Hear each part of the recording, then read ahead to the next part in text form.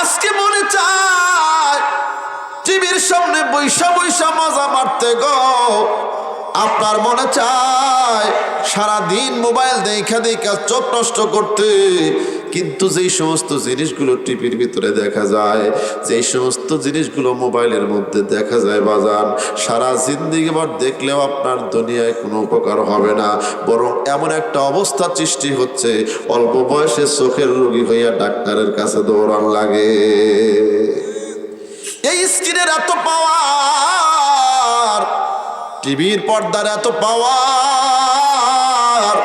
কোনো মানুষ যদি লাগাতার মোবাইলের দিকে তাকায় থাকে, টিভির দিকে যদি তাকায় থাকে, ডাক্তাররা বর্তমান বলতেছে ওই মানুষটা যৌবনকালেই তার দৃষ্টিশক্তি হারায়া ফেলবে।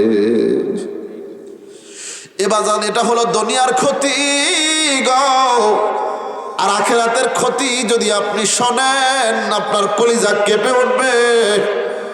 বিশ্বনবী রহমাতুল লিল আলামিন,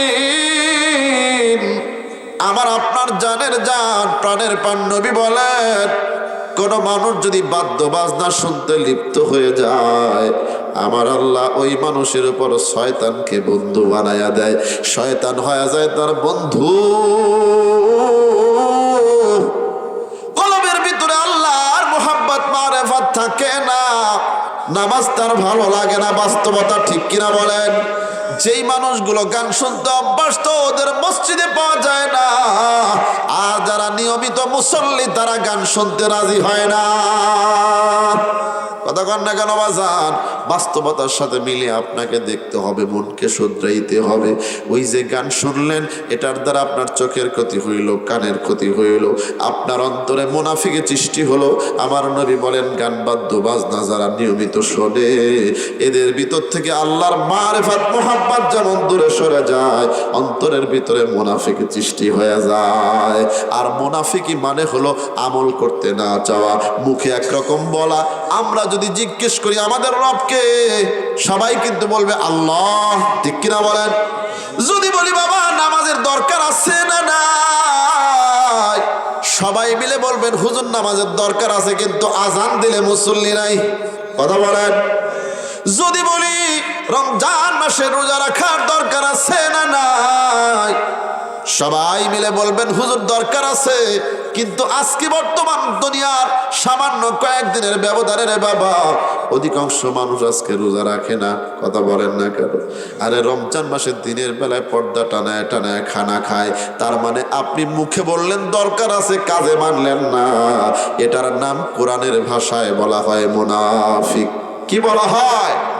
আজকে মুসলমানদের মধ্যে যে ইমানের পাওয়ার থাকার দরকার ছিল বাবা, যে ইমানের পাওয়ারের কারণে আল্লাহর প্রেমিক হয়ে যাওয়ার কথা ছিল, কোরআনের পাগল হওয়ার কথা ছিল, ওয়াজ মাহফিলের পাগল হওয়ার কথা ছিল, এই কোরআনের মাহফিলে কোনো মানুষ যতক্ষণ পর্যন্ত বসে থাকবে, আল্লাহর নবী বিশ্ব নবী রহমতে কায়নাত বলেন, আবার আল্লাহ আসমান থেকে সদর দফতর থেকে সাকিনা নামক রহমত নাজিল করতে থাকবে।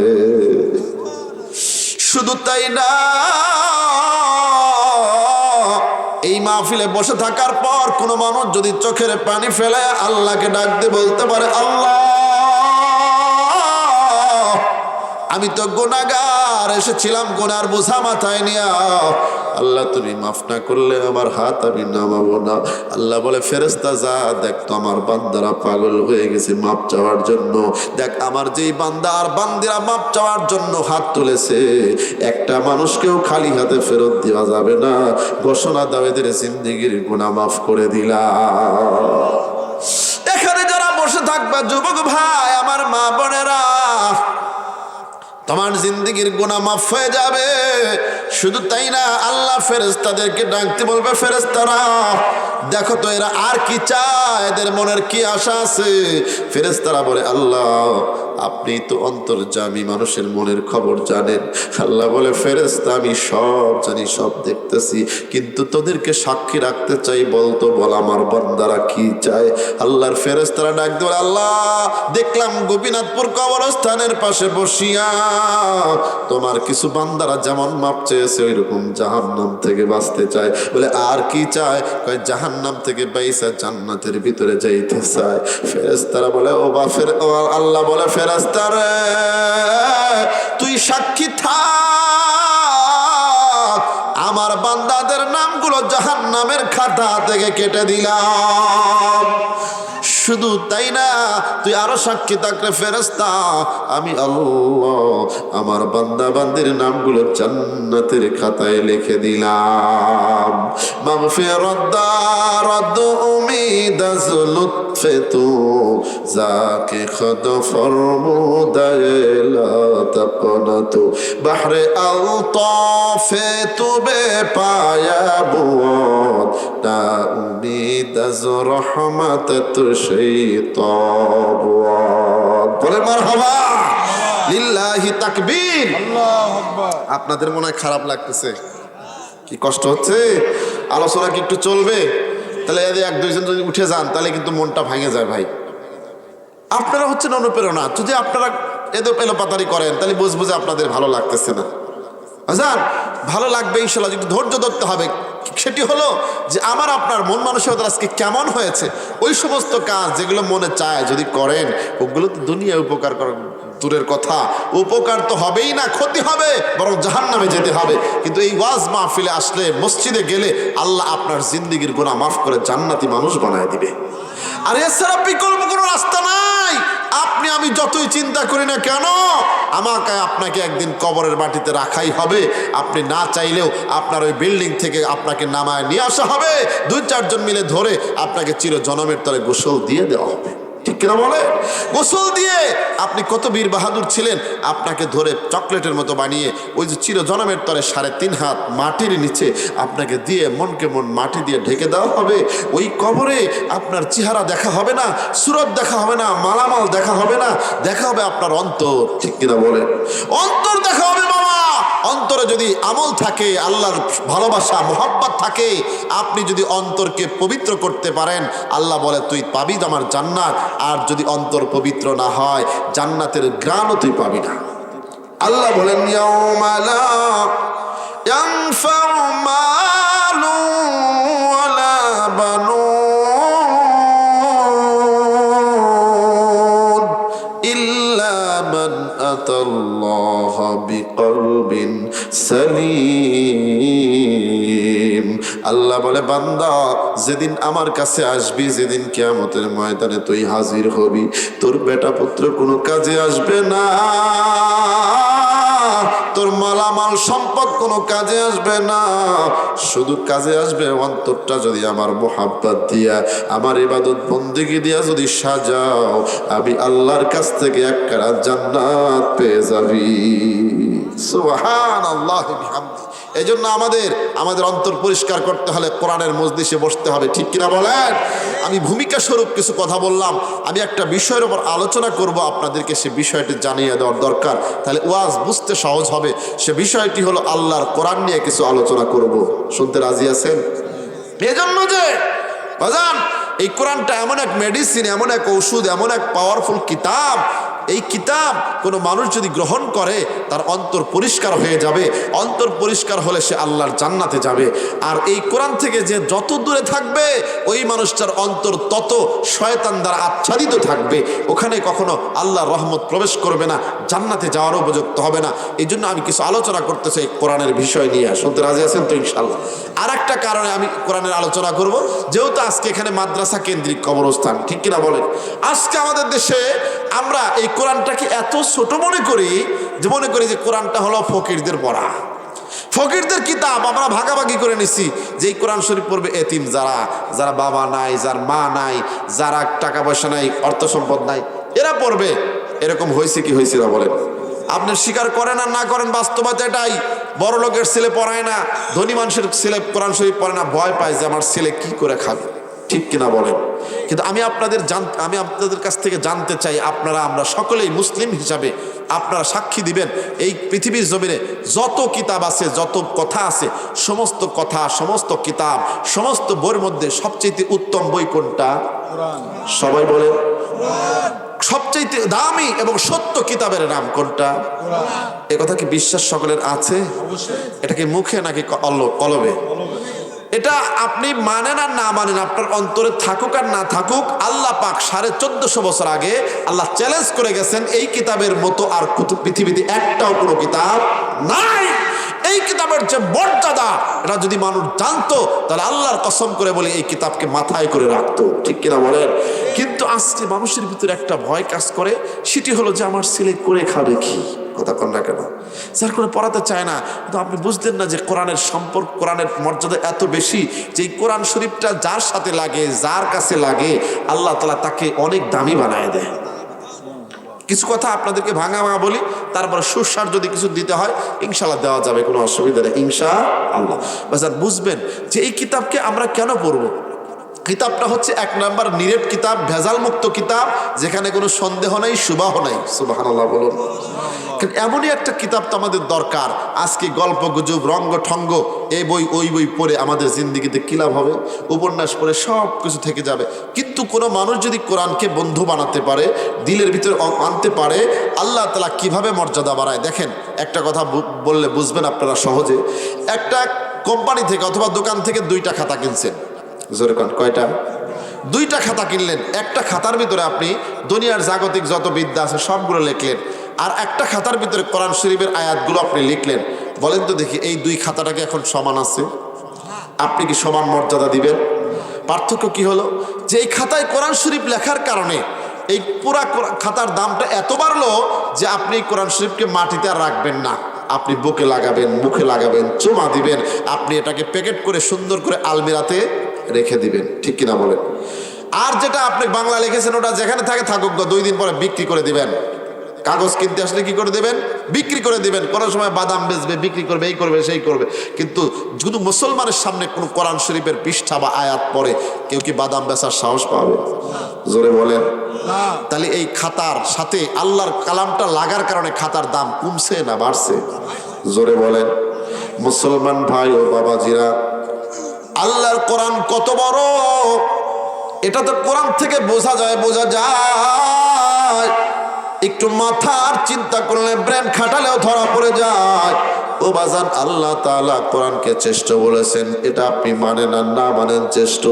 কোরআন আমার যেই পরিচয় কোরআনের ভিতরে আমরা পেয়েছি ওই কোরআন যে শ্রেষ্ঠ, এতে কোনো সন্দেহ নাই।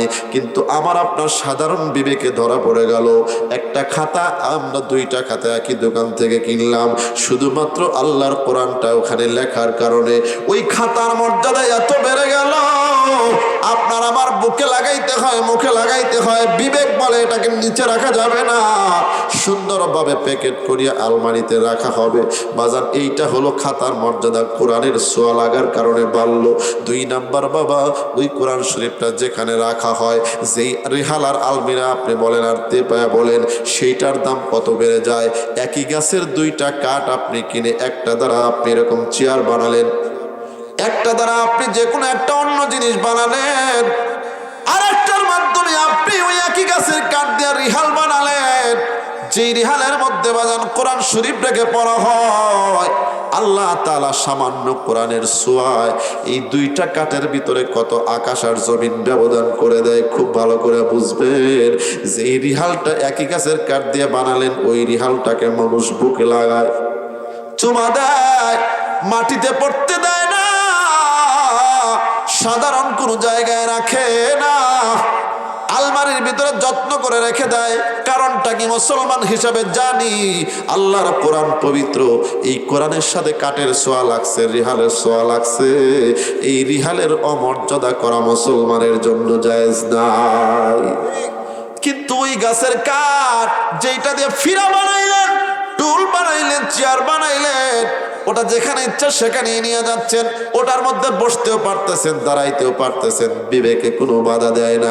কারণটা এটা একটা সাধারণ কার, এর মধ্যে বসাও যায়, দাঁড়ানো যায়, কথা কন না কেন, উঠানে ফেলে রাখাও যায়, বৃষ্টির মধ্যে ভিজলেও তেমন কোনো বিবেকে বাধা দেয় না। কিন্তু আল্লাহর কোরআন যেই রিহালের সাথে লাগছে বন্ধু, এই রিহালের সাথে লাগার কারণে এত দাম বাড়ছে।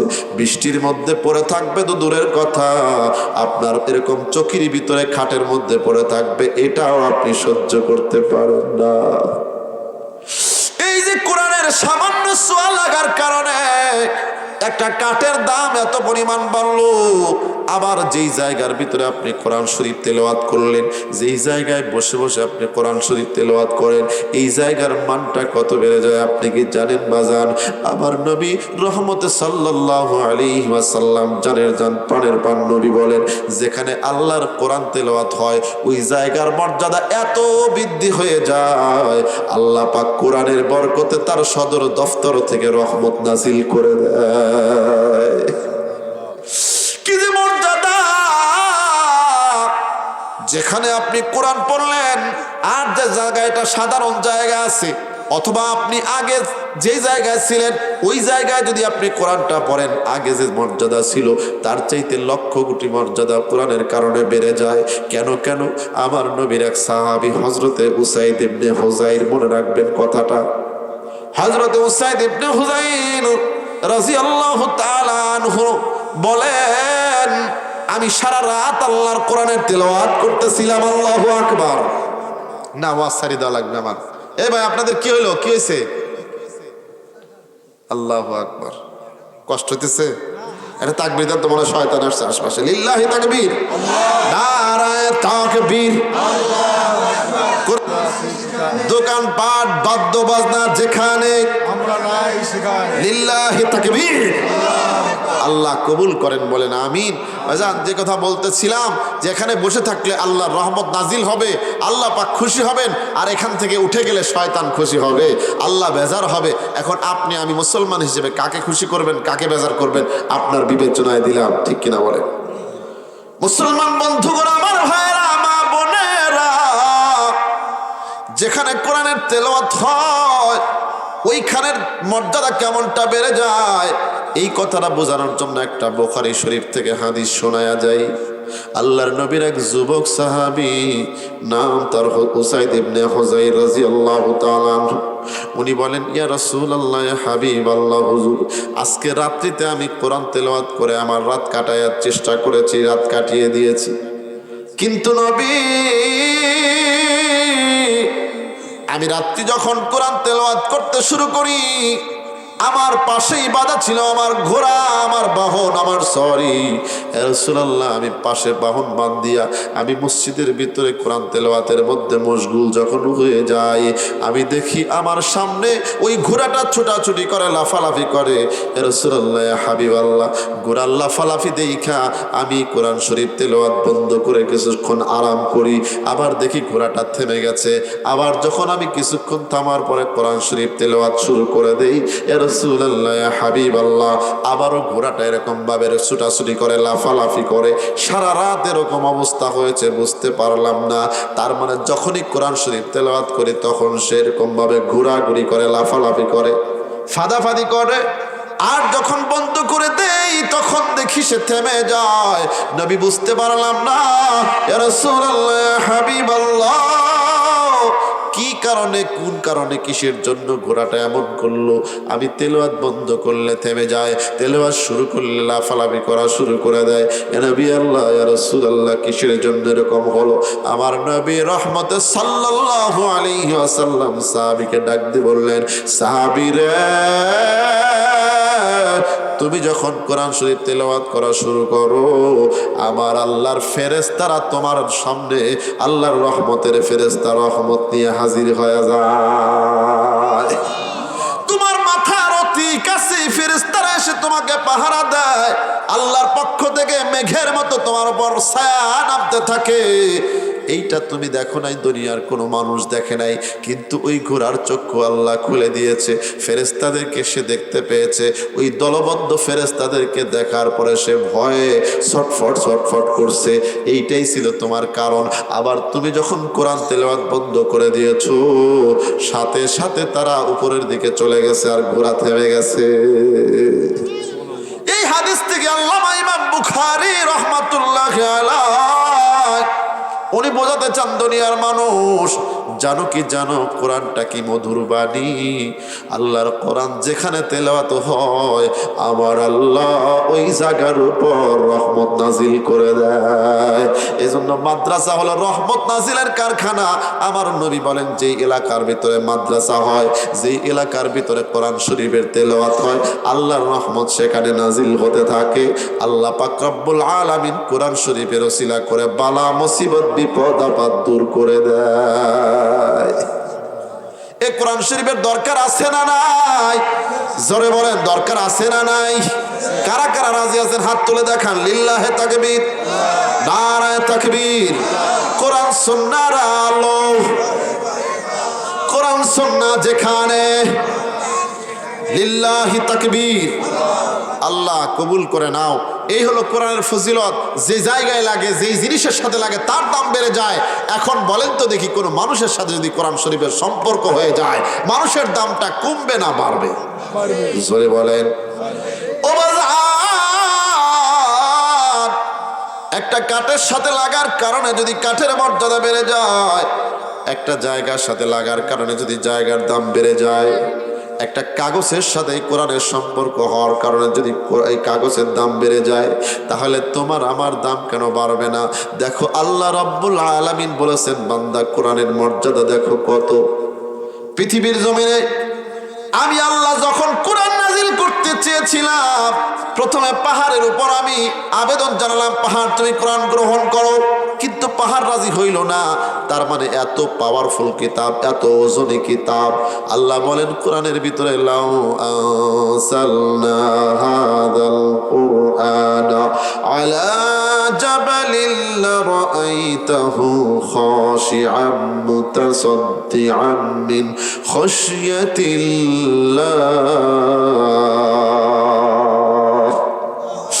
আল্লাহ বলে, বান্দা বান্দিরা, এই কোরআন এত বড় ওজনী, এত বড় পাওয়ারফুল। আমি আল্লাহ সর্বপ্রথম এই কিতাবটাকে পাহাড়ের উপর রাখতে চেয়েছিলাম। আমি আল্লাহ যদি পাহাড়ের উপর রাখতাম, দেখতা এই পাহাড়টা এই কিতাবের ভর সহ্য করতে না পেরে আল্লাহর ভয়ে ভীতু সন্তুষ্ট হয়ে বিদীর্ণ হয়ে যেত। যেই কিতাব পাহাড় রাখতে সক্ষম হয়নি, আমার আল্লাহ কুদরত দিয়া ভালোবাসা এই কিতাবকে ছোট ছোট মানুষের ভিতরে আল্লাহ সংরক্ষণ করছেন। সুবহানাল্লাহ। দেখেন কোরআনের কত বড় মুজিজা, এই কোরআনটা কত বড় অলৌকিক কিতাব, যেটা কোনো মাখলুক নেওয়ার জন্য রাজি হয় নাই, কিন্তু আল্লাহ তাআলা আমার আপনার মতো সাধারণ মানুষের জন্য বরাদ্দ করছে।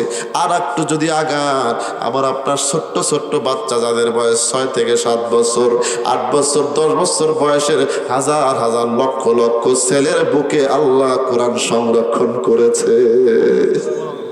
পৃথিবীর এমন কোনো কিতাব নাই, এমন কোন ধর্ম নাই যেই ধর্মগ্রন্থের ধর্মের লোকেরা মুখস্থ করতে পেরেছে। পাদ্রী, পণ্ডিত, বিদ্বান, যতই বড় মেধাবী বলেন আর যাই বলেন, পৃথিবীতে যত ধর্ম আছে, ইসলাম ছাড়া অন্য কোন ধর্মের কিতাব তাদের ধর্মের মানুষ মুখস্থ করে রেখেছে পণ্ডিতেরা, এমন নজির পৃথিবীতে একটাও নাই। কিন্তু শুনলে অবাক হবেন, আমার বাংলাদেশে প্রত্যেক বছর কোরআনের হাফেজ বের হয় 4 লক্ষ। লিল্লাহি তাকবীর। কোরআনের মর্যাদা আছে না নাই? ও বাজান, এটা মানুষের শক্তি আর বুদ্ধির কাম না। আল্লাহ দেখায় দে, বান্দা দেখো, এই কোরআনটা পাহাড় রাখতে পারলো না, কোনো মাখলুক নিল না, কিন্তু তোমার ছোট্ট 7 বছরের ছেলের ভিতরে কোরআনটা ঢোকায়া দিলাম। এটা মনে কইরো না এটা তোমার ছেলের যোগ্যতা, তোমার ছেলের যোগ্যতা এটা হয় নাই, বরং আমি আল্লাহ যেহেতু কোরআনের মালিক, আমি আল্লাহ কোরআন নাজিল করেছি। তুমি আমার কোরআন মানো আর না মানো, তুমি আমার কোরআনকে স্বীকার করো আর না করো, এই কোরআনের মালিক যেহেতু আমি আল্লাহ, আর এই কোরআন সংরক্ষণের জিম্মাদারিও নিয়েছি আমি আল্লাহ। ইল্লাল্লাহ। আল্লাহ বলেন ইন্না নাহনু নাযালনা যিকরা ওয়া ইন্না লাহু লাহাফিজুন।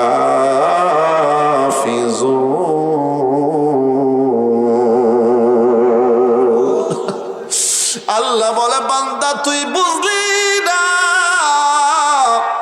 আমি আল্লাহ সেই 1450 বছর আগে আমি দায়িত্ব নিয়েছিলাম, এই কোরআন নাজিল করছি আমি আল্লাহ, আর এই কোরআন সংরক্ষণের জিম্মাদারিও নিয়েছি আমি আল্লাহ। তুই তাও বুঝলি না। দেখ তোর বোঝার জন্য আমি কত নিদর্শন দিলাম। তোর ছোট্ট 7 বছরের বাচ্চার ভিতরে আমি আল্লাহ 30 পারা কোরআন ঢুকায়া দিলাম। ওই বাচ্চা বাবা ডানও বোঝে না, বামও বোঝে না, ভালো বোঝে না, মন্দও বোঝে না। এই ছেলের পারার কথা ছিল না, এই ছেলের পারার কথা ছিল না, কারণ অনেক বড় বড় ডিগ্রিধারী হওয়ার পরেও, অনেক বড় ব্রানি বিসিএস ক্যাডার হওয়ার পরেও কোরআনের সূরা মুখস্থ করতে পারে না, আছে না নাই? কিন্তু আল্লাহ তাআলা একজন অবুঝ শিশু, যার ভিতরে এখনো ভালো মন্দ বোঝার যোগ্যতা হয় নাই, এরকম হাজার হাজার অবুঝ শিশুর ভিতরে আল্লাহ কোরআনকে এমন ভাবে সংরক্ষণ করছে, আপনার আলহামদুলিল্লাহর আলিফ থেকে শুরু করে সূরা নাসের সিন পর্যন্ত বিনা ভুলে বিনা লোকমায় দাঁড়ায়া শোনায়া দিতে পারবে। এটাই তো আল্লাহর সেই ওয়াদা। আল্লাহ বলছেন ইন্না নাহনু নাযালনা যিকরা ওয়া ইন্না লাহু লাহাফিজুন।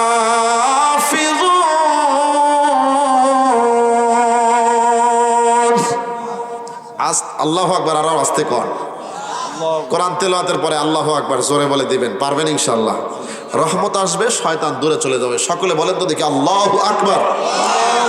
আরো জোরে সরে বলে আল্লাহু আকবার। বলেন তো দেখি আল্লাহর ওয়াদা সত্য হয়েছে কি হয় নাই? আমরা তো মনে করতেছি আপনার ছেলের ব্রেন ভালো তাই না। আল্লাহ বলছেন বান্দা আমি সংরক্ষণ করেছি, তুই না নিলেও তোর ছেলের ভিতরে আমি দেব। সুবহানাল্লাহ। তুই না মানলেও, পৃথিবীর বড় বড় দার্শনিক আর বিজ্ঞানিকরা না মানলেও, আমি আমার কোরআন শরীফ সংরক্ষণের জন্য আমি অবুঝ শিশুদেরকে ব্যবহার করব। সুবহানাল্লাহ। বাজান রে আমার ভাইয়েরা, এটাই হলো কোরআনের মুজিজা। আমি যদি আরেকটু আগায় আপনাদেরকে বোঝাতে চাই, আরো ক্লিয়ার হয়ে যাবে। কোরআনের এত বড় পাওয়ার, কোরআনের এত বড় মর্যাদা, একটা কাগজের সাথে লাগলে কাগজের দাম বেড়ে যায়, একটা কাঠের সাথে লাগলে কাঠের দাম বেড়ে যায়, একটা মাটির সাথে লাগলে একটা জায়গার সাথে সম্পর্ক হলে জায়গার দাম বেড়ে যায়। আল্লাহ বলে বান্দা আমি আমার বান্দার ভিতরে যখন কোরআনটাকে ঢোকায়া দেই, একজন অবুঝ একজন নাবালক শিশুর ভিতরে যখন কোরআনটা আমি ঢোকায়া দেই, জানো ওই শিশুর দাম কত বেড়ে যায়।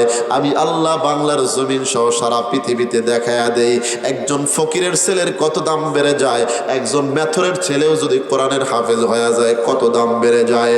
আল্লাহ রাব্বুল আলামিন কোরআনের সম্মান বোঝাতে গিয়ে দেখেন রমজান মাসে হাজারো মসজিদে ওই অবুঝ শিশুরা তারাবির নামাজের ইমামতির মুসল্লায় দাঁড়ায়া যায়। ফকিরের ছেলে, এতিম মিসকিনের ছেলে গো, শুধুমাত্র হাফেজে কোরআন হয়েছে। এই হাফেজে কোরআন হওয়ার কারণে আল্লাহ বলে দেখ প্রেসিডেন্ট তুই হবি মুক্তাদি, আর আমার ওই মেতরের ছেলে যে কোরআন শরীফ যার ভিতরে দিয়েছি সে হবে ইমাম। কি কোন এখানে সম্মান পাইছি না পায় নাই? ভ্যান চালকের ছেলে ওই প্রেসিডেন্টের ইমাম, আপনার প্রধানমন্ত্রীর ইমাম, মন্ত্রী আর এমপির ইমাম, হাজারো সরকারি চাকরি করে, হাজারো টাকার মালিক, ওই একজন এতিম মানুষের পেছনে দাঁড়ায় নামাজে শরীক হয়ে যায়। আল্লাহ বলে বুঝদি না তোর মতো বিসিএস ক্যাডারও সামনে যাইতে পারলো না, আর আমি একজন ফকিরকে ওই বিসিএস ক্যাডার ইমাম বানাইলাম। এর দ্বারা আল্লাহ বোঝাতে চায় বান্দা তোরা কোরআনকে ছোট মনে করিস না। যদি ছোট মনে করিস আমি আল্লাহ ছোট করে রাখবো না। দেখ তোমার মতো একজন এত বড় নেতা, এত বড় ধনী, এত বড় যোগ্যতা সম্পন্ন ব্যক্তিকেও সে ডাঙ্গায় উপরে চলে যায়।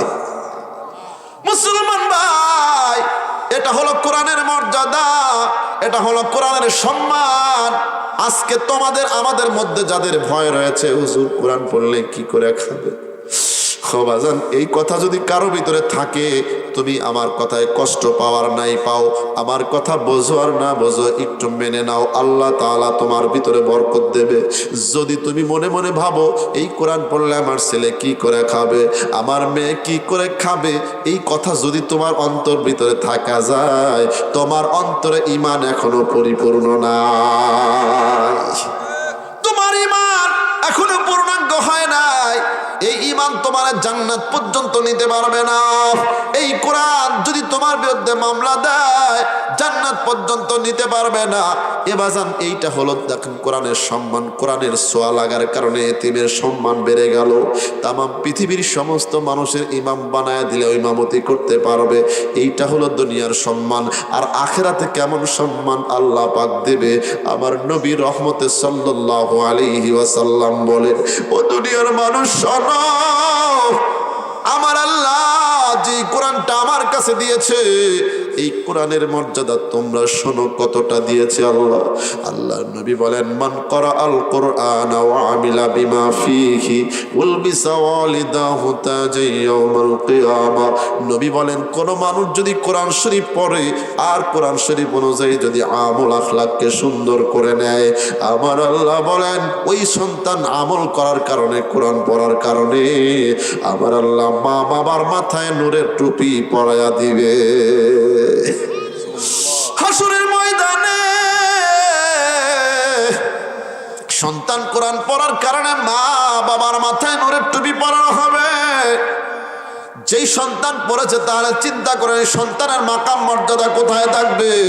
আজকে দুনিয়াতে আমরা এমপি মন্ত্রীদেরকে বড় মনে করি, ভালো ভালো ভালো কথা বড় আছে, ঠিক আছে, কিন্তু হাসরের ময়দানে হাফেজে কোরআনটা হবে এমপি মন্ত্রীর চাইতেও বড় দামি।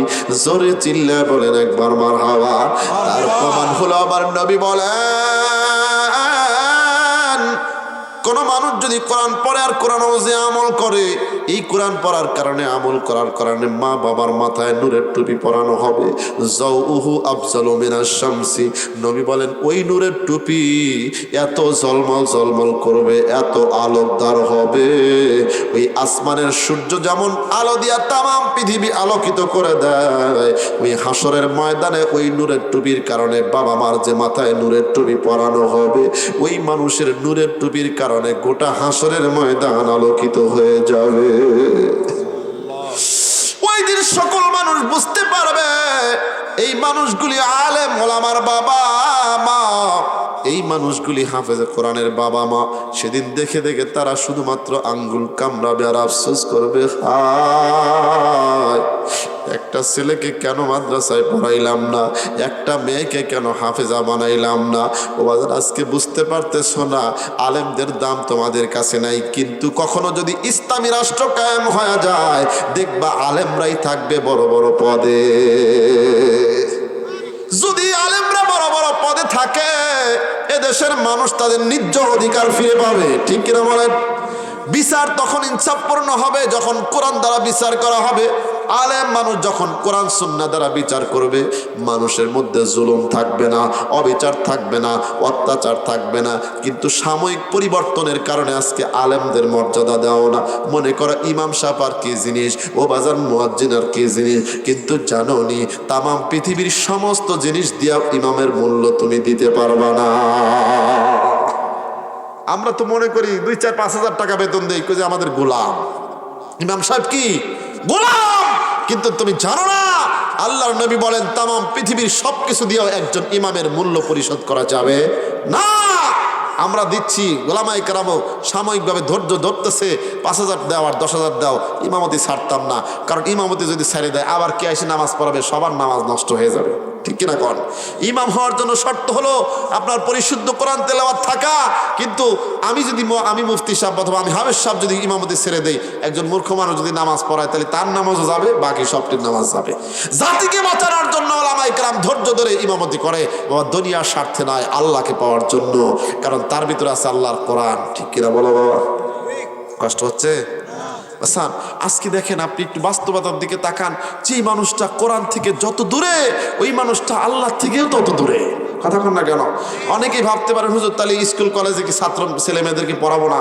পড়ান, কোনো অসুবিধা নাই, তবে আপনার প্রাথমিক শিক্ষা হতে হবে আল কোরআন। কথা কন না কেন?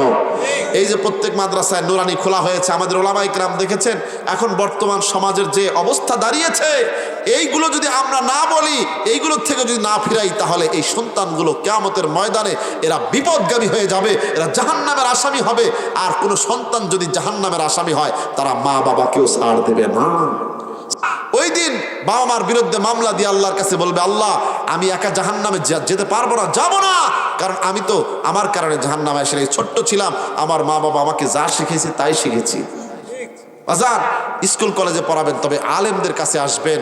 আল্লাহ তাআলা দেখেন, আজকে আমি যে কথাটা বলতে চাই সেটি হলো, আপনার স্কুল কলেজে পড়লেও ভালো হয় না যে তা না, কিন্তু বাস্তবতা হলো এটাই, খুবই কম স্কুল কলেজে যাওয়ার পরে অটোমেটিক ছেলে সিগারেট খাওয়া শেখে, দাঁড়িয়ে পেশাব করা শেখে, বেনামাজি হয়ে যাচ্ছে, সুন্নাহ থেকে দূরে সরে যাচ্ছে। কিন্তু কিছু কিছু মানুষ আবার স্কুল কলেজে পড়ার পরেও আল্লাহর ওলি হয়ে যায়। কথা কন না কেন? আল্লাহর ওলি হয়ে যায়। স্কুল কলেজে পড়লে অনেকে ভালো হয়, ভালো মানুষ এখনো আছে যারা আল্লাহর ওলি, যারা নবীকে স্বপ্ন দেখেছে স্কুল কলেজে পড়ার পরেও। কিন্তু বাবা ওই লোকটার খবর নিয়ে দেখেন যে ওই লোকটা যে আল্লাহর ওলি হলো, এখানে কোনো না কোনো আলেমের কষ্ট আছে, আলেমের সহবত আছে, কোরআন আল্লাহর সহবত আছে, তারপরে ওই ছাত্রটা একজন আল্লাহর ওলি হয়েছে, দাড়িওয়ালা হয়েছে, টুপিওয়ালা হয়েছে।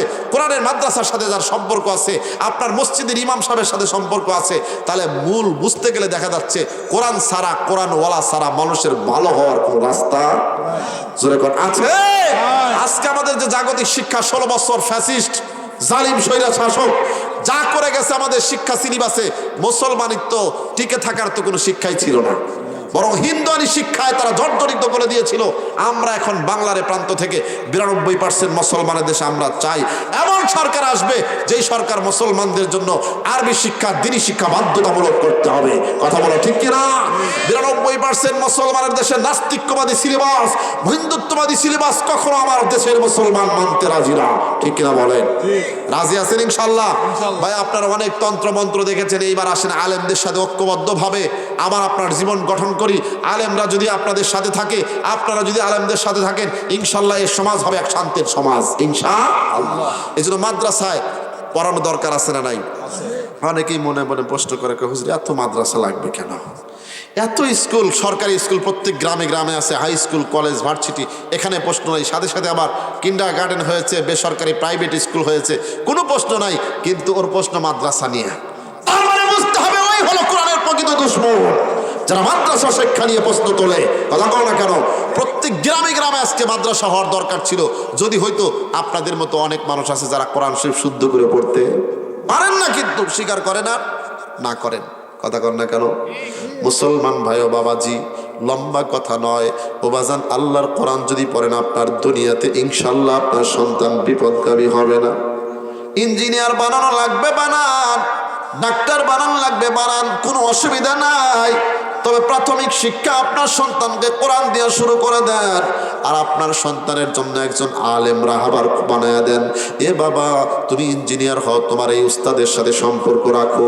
তুমি ডাক্তার হও, কোনো অসুবিধা নেই, তুমি তোমার উস্তাদের সাথে সম্পর্ক রাখো।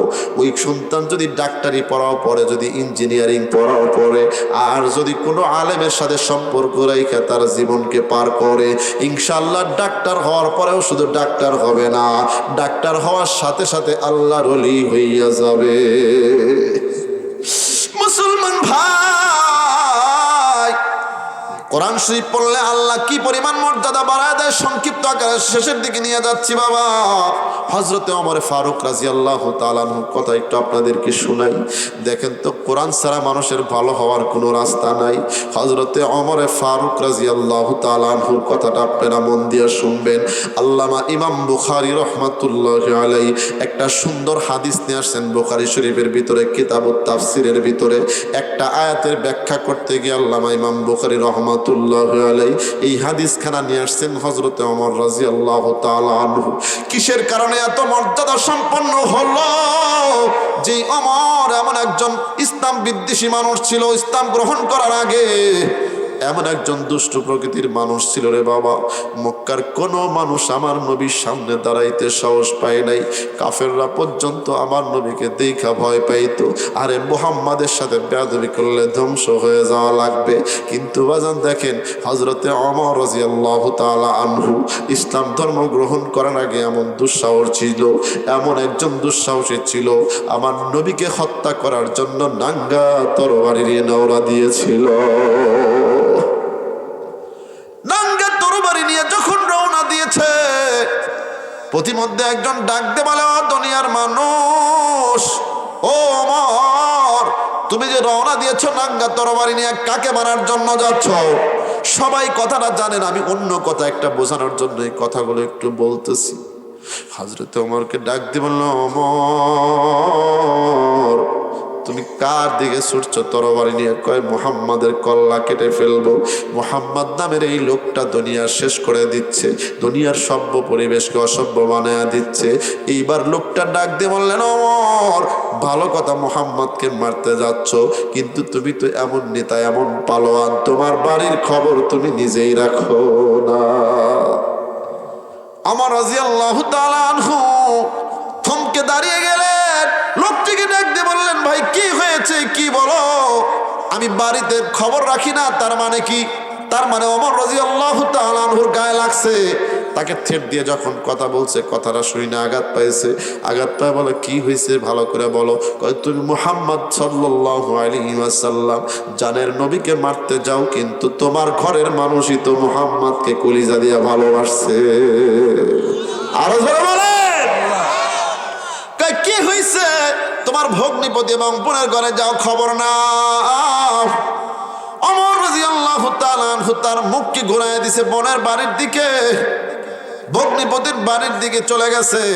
যাইয়া বোন এবং ভগ্নিপতি ঘরের ভিতরে দুয়ার দিয়ে কোরআন শরীফ পড়তেছিল। এই হযরত ওমর ঘরের দরজার সামনে দাঁড়ায় কিছুক্ষণ পর্যন্ত শুনছে। শোনার পরে ঘরের দরজায় লাথি মারছে। এই দরজা খোল।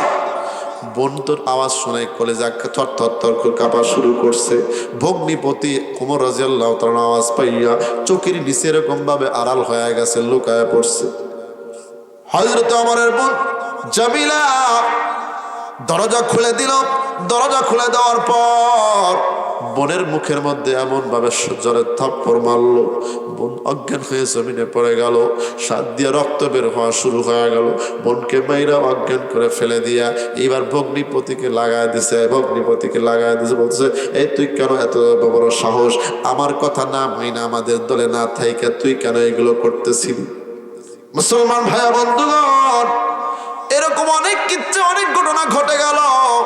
শেষ পর্যায়ে হযরত ওমর রাদিয়াল্লাহু তাআলা আনহুর বোন যখন আবার উঠলেন, হুঁশ ফিরে পেলেন, ভাইকে ডাক দিয়ে বলতেছে, ভাই তুমি যদি আমাকে মারতে মারতে মেরে ফেলে দাও, কিন্তু যেই জিনিসটা আমরা পেয়েছি, আমাদের একটা জীবন নয়, 1000 জীবন গেলেও ওই মধুমাখা আল্লাহর কোরআন ছাড়তে আমরা রাজি না। এজন্যই দেখবেন এদেশের অনেক মানুষ আছে জেলখানার মধ্যে 15 বছর 13 বছর পর্যন্ত তারা থেকেছে। আল্লামা দেলোয়ার হোসেন সাঈদী সাহেব রাহমাতুল্লাহ আলাইহি সহ আমাদের বড় বড় ওলামায়ে কেরাম তারা ফাঁসির কাস্টে ঝুলতেও দ্বিধাবোধ করে নাই, কিন্তু বাতিলের সামনে কখনো মাথা নত করে নাই। বুন্ডে দিয়ে বলল, ভাই এমন মধুর বাণী পেয়েছি, এইটার জন্য যদি জীবন বারবার দিতেও হয়, মনে একটা সেকেন্ডের জন্য কখনো আমরা ছাড়বো না। এইবার হযরত ওমর রাদিয়াল্লাহু তাআলার টনক নড়ে গেছে। কেন এত বেতন দিলাম, এত আঘাত পাইল, তারপরেও তো এরা ছাড়ে না, কি আছে? কয়, একটু আমাকে আবার শোনাও, আমাকে শোনাও, ওই জিনিসটা আমার কাছে দাও, কি এতক্ষণ পর্যন্ত তেলাওয়াত করতেছিলা?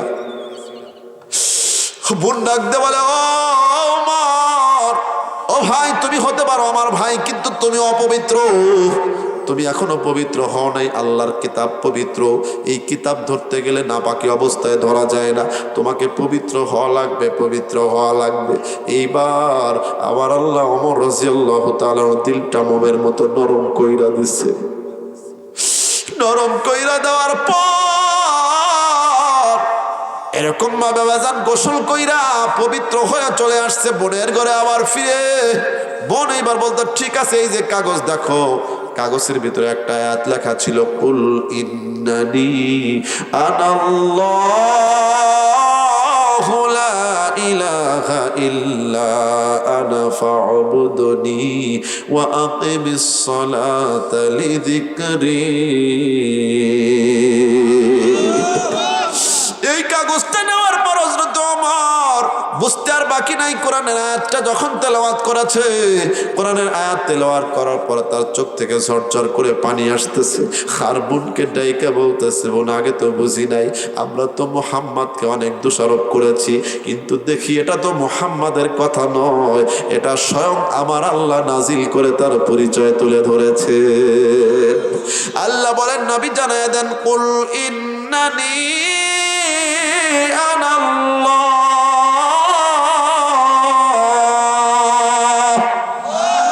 আল্লাহ বললেন নবী আপনার উম্মতদেরকে শোনায় দেন, আমি ব্যতীত কোনো ইলাহা নাই, আমি একমাত্র আল্লাহ। সুতরাং আমার সন্তুষ্টির জন্যই নামাজ পড়তে হবে, আমার সন্তুষ্টির জন্য জিকির করতে হবে। এই আয়াত পড়তে বাকি ওমরের চোখ থেকে পানি পড়তে দেরি নয়। ওমর রাদিয়াল্লাহু তাআলা আনহু বোনকে ডাক দিয়ে বললেন, বোন গো, আমারে মাফ করে দে, আমি তোর উপর বড় জুলুম করে ফেলেছি, তোর গায়ে হাত তুলে ফেলেছি। ভগ্নিপতির কাছে অনুনয় বিনয় করে বলতেছে, ভগ্নিপতি রে, আমাকে মাফ কইরা দে, চল চল, এই কিতাব যার কাছে নাজিল হয়েছে ওই নবীর দরবারে নিয়ে চল, আমি আর কাফের থাকতে চাই না। আমার নবী আগ রাত্রিতে আল্লাহর কাছে দোয়া করছেন, আল্লাহুম্মা আইদিল ইসলাম বিআবি হাফস আও বিআবি জাহল, আল্লাহর কাছে দোয়া করে বলছে, আল্লাহ তুমি ইসলামকে মজবুত করো, হয় আবু জাহেলের মাধ্যমে, না হয়তো আবু হাফস ওমরের মাধ্যমে। আমার আল্লাহ ওই রাত্রিতে এই দোয়াটা কবুল করেছে।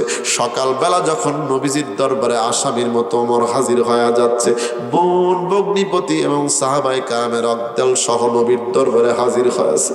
নবীজি আমার ওমরকে দেখা মুস্কি মুস্কি হাসতেছে, আর বলতেছে, ওমর, আল্লাহ আমি নবীর দয়া তো তাড়াতাড়ি কবুল করবে ভাবতে পারছিলাম না।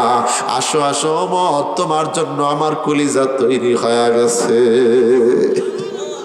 আমার নবী মুস্কি মুস্কি হাসে, আর সাহাবায়ে কেরামের ভিতরে আনন্দের উদ্রেক চলে আসছে। ঈদের চাইতে বেশি আনন্দিত হয় সাহাবায়ে কেরাম, পাগল পারাপার হয়ে গেছে। এইবার নবীজির সামনে দাঁড়ায় বলতেছে, নবী যা জীবনে করেছি মাফ করে দেন, আমি আজকেও আপনার সামনে আসতে চেয়েছিলাম নাঙ্গা তরবারি নিয়ে, নবী মাফ করে দেন, আমি আর কাফের থাকতে চাই না, কালিমা পড়ায় মুসলমান বানায় দেন। আশহাদু আল্লাহ ইলাহা ইল্লাল্লাহু মুহাম্মাদুর রাসূলুল্লাহ সাল্লাল্লাহু। কষ্ট হচ্ছে আপনাদের মুসলমান ভাই বন্ধুগণ, হযরত ওমর রাদিয়াল্লাহু তাআলা আনহু আমার নবীর দরবারে যখন কালিমা পড়ে মুসলমান হলো, পুরা নবীজির দরবার আনন্দের ছাপ দ্বারা ভরে গেল। আল্লাহু আকবার। অনেক কথা, অনেক লম্বা কথা সংক্ষিপ্ত করে দিলাম। এখানে ওমর রাদিয়াল্লাহু তাআলা আনহু যে এই যে কোরআনের ছোঁয়ার কারণে হযরতে ওমর রাদিয়াল্লাহু তাআলা আনহু কালেমা পড়তে পারলো, আমার নবীজির দামি সাহাবী হয়ে গেল। এখানে আর কোনো জিনিস মাধ্যম নয়, আল্লাহর একটি কোরআনের আয়াত বড় মাধ্যম। একটা আয়াত, কুল ইন্নানি আনাল্লাহ, এই আয়াতটাই ছিল হযরত ওমর রাদিয়াল্লাহু তাআলা আনহু ইসলাম গ্রহণের মাধ্যম। এই আয়াতটা যদি এত পাওয়ারফুল হয়, তাহলে পুরা কোরআন শরীফটা কত বড় পাওয়ারফুল। আল্লাহু আকবার। বাজার একটা আয়াতের মাধ্যমে ওমরের জীবন খুলে গেল। তোমার ঘরে কোরআন আছে বাবা, তোমার সামনে মাদ্রাসা আছে, কেন তুমি এখনো হিদায়াতের রাস্তা পাইবা না? যদি না পাও তোমার কপালে আগুন লাগছে গো। এই জন্য হাতে ধরে পায়ে ধরে বলবো, বাবা কাজ করো, সংসার করো, চাকরি বাকরি করো, মাস্টারগিরি করো, ড্রাইভারগিরি করো, সময় পাইলেই মাদ্রাসায় আসো, সময় পাইলে কোরআন শরীফ শেখার চেষ্টা করো, আল্লাহ দিল পরিষ্কার করে দিবে। তোমার একটা ছেলেকে হাফেজ বানাও, তোমার একটা ছেলেকে আলেম বানায়া দাও, তোমার জন্য আল্লাহ কপাল খুলে দিবে। বাজান দেখো হযরতে ওমরের দাম কেমন বাড়লো, ওই কথাটা বলার জন্য এই ঘটনা সংক্ষিপ্ত আকারে আপনাদেরকে শোনাইলাম। হযরতে ওমর বলেন, আমার আল্লাহ আমাকে এত ভালোবাসলো গো, আল্লাহ তাআলা আমাকে এত মোহাব্বত করলো। হযরতে ওমর বলেন, বুখারী শরীফের বর্ণনায় আসছে 4483 নম্বর হাদিস তথা 4443 নম্বর হাদিসের ভিতরে আসছে, ক্বালা ওমর রাদিয়াল্লাহু তাআলা আনহু ওয়াফাকতু রাব্বি আওয়াফাকানি রাব্বি ফি সালাস। হযরতে ওমর বলেন, আল্লাহ তাআলা আমাকে এত মর্যাদা দিয়েছেন, এতটা ভালোবেসেছেন, আমি মনে মনে যা কল্পনা করেছি আল্লাহ তা কোরআনের আয়াত বানায়া দিয়েছে। অফাকানি ফিসালাস, বিশেষ করে এই হাদিসের ভিতরে 3 জায়গার কথা আসছে। হযরত ওমর বলেন, আমি 3টা বার কল্পনা করতেছিলাম, ভাবনা করতেছিলাম, আমি কিছু কথা আমার নবীজির কাছে পেশ করতেছিলাম, আমার নবী কোনো উত্তর দিচ্ছে না, কিন্তু আমার আল্লাহ আমার মনের চাওয়াকে পূরণ কইরা নবীজির কাছে 3টা আয়াত নাজিল করে 3টা বিধান বানায়া দিয়েছে। ওই ওমরের দাম কমছে না বাড়ছে? ও বাজান, এখান থেকে একটা কথা বলতে চাই, কোরআন পড়লে তারা আল্লাহর ওলিও হয়ে যায়। আল্লাহু আকবার। আল্লাহর কাছে যা বলে আল্লাহ তাই শুনে নেয়। সুবহানাল্লাহ কর। আজকে এই যে ফ্যাসিস্ট সরকারকে বিদায় করা হলো, আমরা তো শুধু মনে করি যে আমাদের ছাত্র ভাইয়েরা কাজ করছে, ভালো কথা, ছাত্র ভাইদেরকে আমরা অস্বীকার করতেছি না, কিন্তু এই সাধারণ ছাত্র ভাইদের দ্বারা এত বড় জালিমকে বিদায় করা সম্ভব ছিল না। কিন্তু এখানে যে সম্ভব হয়েছে, ওই যে ওলামায়ে কেরামের চোখের পানি, ঠিক কিনা বলেন? আলেমদের চোখের পানি আছে। আলেমদেরকে বিনা কারণে বিনা দোষে যে কষ্টটা দিয়েছে, লাঞ্ছিত করেছে, আল্লাহ রব্বুল আলামিন তা দেখিয়ে দিয়েছে কিভাবে জালিমকে দূর করতে হয়, ঠিক কিনা বলো? এজন্য আলেমদেরকে মোহাব্বত করতে হবে নাকি আলেমদের সাথে দুশমনি রাখতে হবে? এখান থেকে শিক্ষা নিতে হবে। জাতি তোমরা যদি ধ্বংসের হাত থেকে বাঁচতে চাও, আলেমদের দলে আসো, আলেমদের পক্ষে থাকো, আল্লাহ তোমাদের সম্মান বৃদ্ধি করে দেবে, ঠিক কিনা বলো?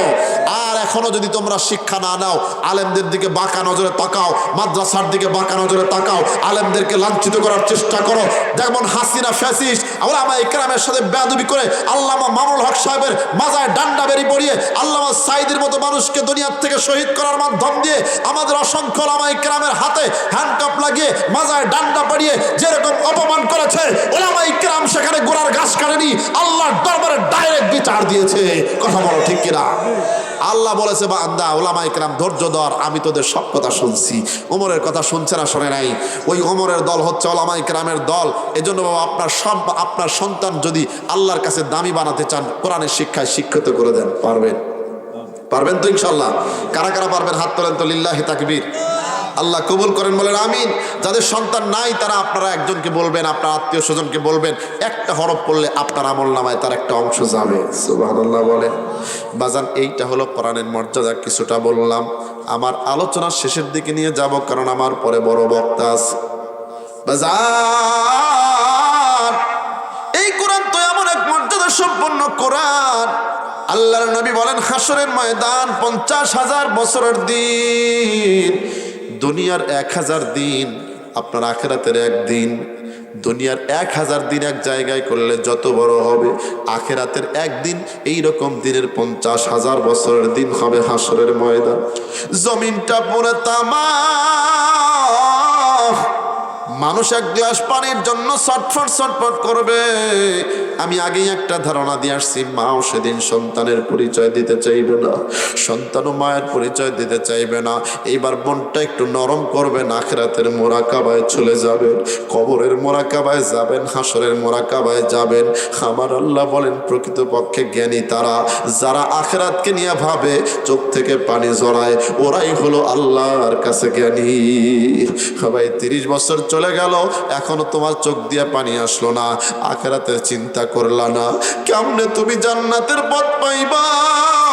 আমার আমার নবী বলেন যিকরু হাদিমিল লাযাতিল মাউত, কোন মানুষ যদি মৌতের চিন্তা করে, মৌতের মুরাকাবা করে, আল্লাহ তাআলা তাকে দুনিয়ার স্বাদ থেকে বাঁচায়া দেয়, দুনিয়ার গুনাহ থেকে বাঁচার সুযোগ করে দেয়। ও বাজান, সবাই মনটা নরম করে দিবেন, চক্ষুটা একটু নিচের দিয়ে দিবেন, খুব মনোযোগ দিয়ে শুনবেন সকলেই। চক্ষুটা একটু নিচের দিকে দেন, দেখেন তো চোখে পানি আসে কিনা বাবা। হাসরের ময়দানে যখন আমারে আপনারে হাজির করা হবে, ও ভাই, সকলেই তো এরকম উলঙ্গ হয়ে উঠবে, এমন এক কঠিন দিন। আম্মা যারা আয়েশা বললেন, ইয়া রাসূলুল্লাহ, ইয়া হাবিবাল্লাহ, হুজুর গো, উলঙ্গ কি আমরাও হয়ে উঠবো, নারীরাও কি উলঙ্গ হয়ে উঠবে? বলে আয়েশা, সকলেই উলঙ্গ হয়ে উঠবে। আয়েশা বলেন, ইয়া রাসূলুল্লাহ, ইয়া হাবিবাল্লাহ, আমাদের কি লজ্জা শরম সেদিন লাগবে না? কেমনে উঠবো? আমার নবী বলে, আয়েশা, এমন এক কঠিন দিন, মানুষ এতটা চিন্তিত থাকবে, পেরেশান থাকবে, কেউ কারো দিকে তাকাবার কোনো সুযোগ পাবে না। সমস্ত নবীরা পর্যন্ত বলবে, আল্লাহুম্মা সাল্লিম সাল্লিম, আয় আল্লাহ বাঁচাও বাঁচাও। সমস্ত মানুষগুলি নাফসি নাফসি বলবে, শুধুমাত্র আমার নবী উম্মতের জন্য কাঁদবে। ওই যে হাসরের ময়দান, আমার আপনার সমস্ত ভালো মন্দ আমলগুলো দিয়ে দেওয়া হবে। ওই দিন আমলগুলো হাতে পাওয়ার পর এই হাসরবাসীরা বলবে, মালি হাযাল কিতাব লা ইউগাদিরু সাগীরাতান ওয়ালা কাবীরাতান ইল্লা আহসাহা। বান্দারা বলবে, আল্লাহ দেখি তো একটা ছোট্ট আমলও ছোটে নাই, একটা বড় আমলও ছোটে নাই। ওই কোন রাত্রিতে কার কাছে তুমি কি বলছিলা তাও দেখা গেছে, ওই লেখা আছে। তুমি কার গায়ে হাত দিয়েছিলা, কার সাথে কি খারাপ কাজ করেছিল, সব লেখা আছে। ও ভাই, তোমার আমার জিন্দেগি তো গুনাহে ভরপুর হয়ে গেছে। আজকে তওবার নিয়ত করে বসো, আর চোখ থেকে পানি যদি পরে একটু ফেলে দাও, আমার নবী ওই দিন উম্মতের জন্য পাগল হয়ে যাবে। সমস্ত মানুষ নাফসি নাফসি বলবে। ওই দিন নবীজি সুপারিশ করবে, শহীদরা সুপারিশ করবে, অনেক ওলামায়ে কেরামকে আল্লাহ তাআলা এরকম মন্ত্রী এমপির মতো পাওয়ার বাদিয়া বলবে, হে আলেমের দলেরা, হে মাদ্রাসার হাফেজে কোরআনেরা, আজকে তোমাদের তো কোরআন শরীফ পড়ার কারণে জান্নাত দিয়েছি, আজকে তোমাদের জান্নাত তো দিলাম আর পারমিশন দিলাম। দেখো তো দেখো, তোমার ওই আত্মীয় স্বজনের ভিতরে কারা আছে জাহান্নামের আসামি। কত মানুষ জাহান্নামের সিরিয়ালে লাইন দাঁড়ায় যাবে, চোখ থেকে পানি পড়তে পড়তে পানি শেষ হয়ে যাবে। জাহান্নামের লাইনে যখন বান্দা বান্দি দাঁড়াবে, আবার নবী বলেন, চোখের পানি পড়তে পড়তে পানি শেষ হয়ে যাবে। এরপরে রক্ত প্রবাহিত হতে থাকবে, রক্ত শেষ হয়ে যাবে, মুখের উপর দিয়ে নালা প্রবাহিত হবে, দাগ বসে যাবে, কান্না শেষ হবে না।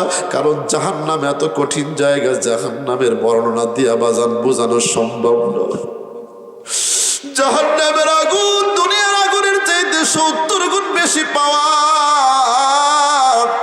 দুনিয়ার আগুন দিয়ে একটু বোঝো, গায়ে যদি আগুন লাগে যায়, হাতে যদি আগুন লাগে যায়, 10 তলা 20 তলার উপর দিয়ে লাফায়া পড়ে মারা যায়, কেন তাও আগুনে পুড়তে রাজি না। দুনিয়ার সাধারণ আগুন যদি এত কষ্টকর হয়, জাহান্নামের আগুন কেমন হবে বাবা? ওই জাহান্নামের চিন্তা করিয়া একটু তোমরা গুনাহ থেকে ফিরে আসো, আল্লাহর কোরআনের সাথে সম্পর্ক করো। ওই দিন আমার আল্লাহ আলেমদেরকে বলবে, ও আলেমের দল, ও হাফেজে কোরআন, দেখো তো তোমার মায়ের কি অবস্থা, তোমার বাবার কি অবস্থা, দাদার কি অবস্থা, তোমার মাদ্রাসার সভাপতির কি অবস্থা, সেক্রেটারির কি অবস্থা, সদস্যের কি অবস্থা, তুমি যেই মাদ্রাসায় পড়তা ওই এলাকাবাসীর কি অবস্থা দেখো। মুফাসসিরে মুহাদ্দিসিনে কিরাম বলেন, ওই দিন আলেমরা হাফেজরা সুযোগ পাইয়া তালাশে বের হয়ে যাবে। কে দেখবে আমার লজিক মাস্টার বিপদে, আমার জায়গিরদার বিপদে, আমার গ্রামবাসী বিপদে, মা বাবা বিপদে, আল্লাহর কাছে ডাকতে বলবে, আল্লাহ আমি কোরআন পড়ার কারণে তো জান্নাত পাইছি আল্লাহ, তবে আমার মা বাবাকে জান্নাতে না দিলে আমি জান্নাতে যাব না। আমার জাগিরদারকে, আমার ওই মাদ্রাসার সভাপতি সাহেবকে জান্নাতে না দিলে যাব না। আমি যে এলাকার ভাত খেয়ে পড়াশোনা করেছি, যাদের দানের টাকায় পড়াশোনা করেছি, ওই মানুষগুলোকে জান্নাতে না দিলে আমি জান্নাতে যাব না। আমার আল্লাহ ওই হাফেজে কোরআনের কথা এমন ভাবে কবুল করবে, হাফেজে কোরআনকে বলবে, আলেমকে বলবে, যাও যাও তোমার যতগুলো মানুষ মনে চায় সুপারিশ করে জান্নাতে নিয়ে